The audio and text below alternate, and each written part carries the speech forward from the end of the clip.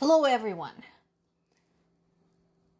To add to the story I shared yesterday about Russian military intimidating and threatening the families of Ukrainian POWs to force them to register their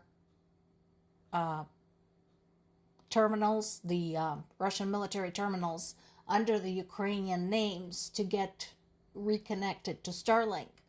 There is now a warning message that has been sent by Ukrainian government, by the military, warning people against scams going around as, once again, Russian government, Russian military continues trying to take advantage of the Ukrainian citizens and get them to register Russian terminals located in Ukrainian territory to be able to use Starlink. Are there going to be some traitors who are going to go for it? Probably, sadly. Those exist in every war, in every country, every people. They're assholes, bad people, traitors in every group. How many? We'll see. Now, the good news is that in order to pull this off, Russians will have to establish contact somehow. And I'm sure that type of contact, that kind of interaction, chatter, will be closely monitored. So we'll see what happens next with this. What I'm hoping is that, considering some of the dumb things that Russian military has done in the past with this sort of thing, I'm hoping they trip up bad and this will lead to the capture and or destruction of more Russian military resources. Meanwhile, again, Russia shows no signs of goodwill, no signs that they want anything other than capitulation by Ukraine. Today's attacks went as far as Lviv, and we talked about Lviv and why it's important when attacks are unleashed in that direction. I showed you in the past how close it is to Ukrainian border with Poland. In this particular case, Russia's Kinjal missiles were used. So another thing is that being that far west, there is no question whether Russia was targeting anything military related. There isn't really anything there. Lviv has mostly been a safe haven for people fleeing the southern and eastern regions of Ukraine, especially in the early days, and kind of distribution point for people who could not stay in Ukraine, in Western Ukraine, and planned to go further into Europe. And once again, I have a lot of people asking me, is anywhere in Ukraine safe right now? And the answer is no, not really. Particularly around major cities. And no, we already know this. Russian army is not preparing to stop. And they continue ruthlessly murdering Ukrainian civilians. Once again, I do not understand why the term genocide is not being used, because that's what they're doing. So in these latest attacks, among the 9 people killed, 3 were children, toddlers. And again, I want to point out that this is the ones we know of right now. So in the latest series of attacks, we had 39 injured, we had 9 people killed, total of 129 drones were launched at Ukraine. The large portion of them was intercepted by air defenses 112. At least 15 made it through. And again, we talked about this in the past. It doesn't seem like a lot, but it can still do a lot of damage.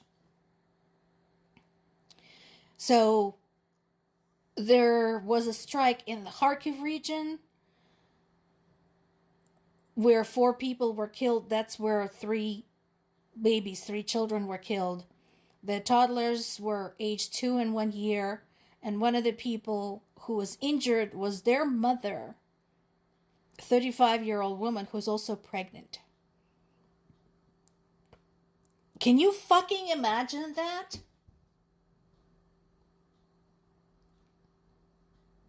Being pregnant, being attacked, your babies being killed in front of you, and trying to survive that.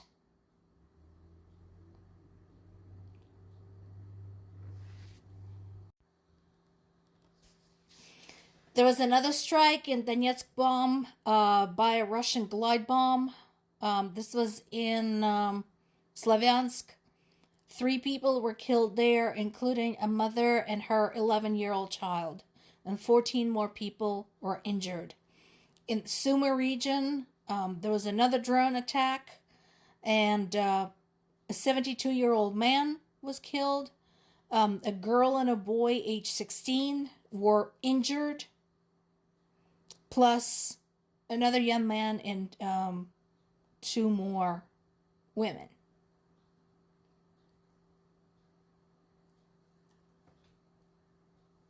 I hope I don't need to explain why this is a problem and how nonsensical it makes all these conversations about peace and Russia wanting peace as much as Ukraine and wanting the best for Ukraine. That's the one that really kills me.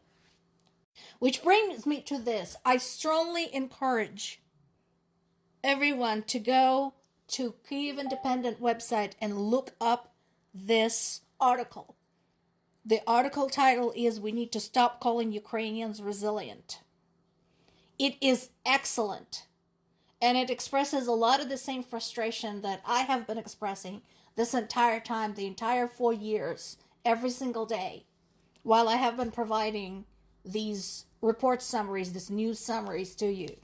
One of the things that this article does is actually similar to what I have been doing, is that trying to get you, my listeners, my viewers, my subscribers, to put yourself in the shoes of Ukrainians who are going through this right now.